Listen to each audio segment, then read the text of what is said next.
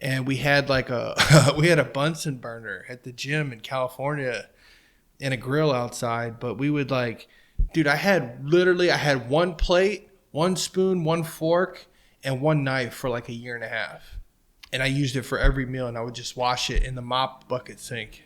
Yes. At the gym every day. I did that for a year and a half. I had one plate, one fork, you know what I mean? Mm-hmm. And I just would drink water out of a gallon jug every day. Yeah, and that's like sometimes, like you and I know, you just got to pound sand for a while until you actually get any type of result back, right? So, like, that makes sense whenever, like, we can talk about that because, like, we, like, as entrepreneurs, you kind of know that, right? Mm-hmm. So, you know, you have your one, as you mentioned, you have that one aspect where it's the mental part, right? And then you have the second aspect where you're able to more put your body through the tough physical work, but then when it comes to the mental side of things, it's a complete different ball game, right? So, you know, if you take the average Joe out on the street, what is it do you think that separates someone like you who can actually deal with the mental side and the physical side to pursue entrepreneurship than the average Joe? How come most of society can't do it? What do you think that is that differentiates like the entrepreneur mindset with the average Joe?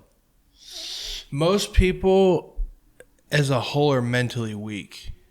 Okay. And mental toughness is like physical toughness and like getting in shape, right? You can become more mentally tough. You know what I mean? Andy Frisella, who's a famous entrepreneur, anybody who follows knows him. I mean, he's written a book on mental toughness. He talks about it all the time if you listen to his podcast. All these successful guys talk about it. That's why he created the 75 Hard program. You know what I mean?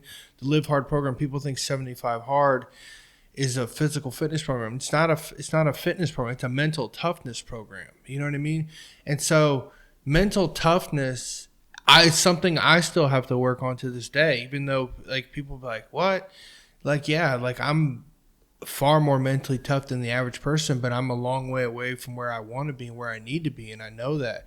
And so for me, it was personal development. Like I said, I equate, even though I've never been to jail or prison, like being a fighter for 10 years like that and sleeping and breathing that life, it's kind of like equivalent to like being in prison for 10 years and then you get out and then it's like you're in the real world, you know? But it's like kind of weird in a different way because it's like at one point in it's even like almost worse than that in a sense because like I went through a really bad depression when I retired from fighting. Like people, like very few people could ever relate to like what I went through like physically and emotionally to transition from fighting to the real world. So you have to understand, even though I wasn't like a famous UFC fighter and I didn't have a whole lot of success, at one point in my life, I was like the fucking man though for a little while. You know what I mean? Like I would walk into Mandalay Bay and there was 30 or 40 people there like trying to take a picture with me, trying to get me to sign. They have like pictures of me printed out like in gloves and like all this stuff, and I'm just like, dude, I'm just Matt Van Buren from Chesapeake. You know what I mean? I just like to fight.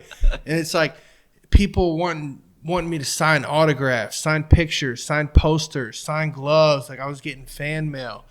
You know, it wasn't a ton of money, but at the time, like I think bigger now, but at the time still a lot of money. But at the time I was like, you know, I made like $105,000 in like 6 months. You know, it's like I'm fucking rich. You know what I mean? Right. Like, and so, but like in a sense, I was because I had money, I had no debt, but I also had time freedom too. So you have to understand, for years I lived a life of financial freedom that most people will never experience. Not only did I live a life of financial freedom most people will never experience, but I was doing what I truly loved. You know what I'm saying? Like for those time in my life, like if I was one of those people, like if you could be doing anything right now, what would you be doing? I'd be like, bro, I'm a fucking cage fighter. That's what I'm here to do. That's what I'm doing.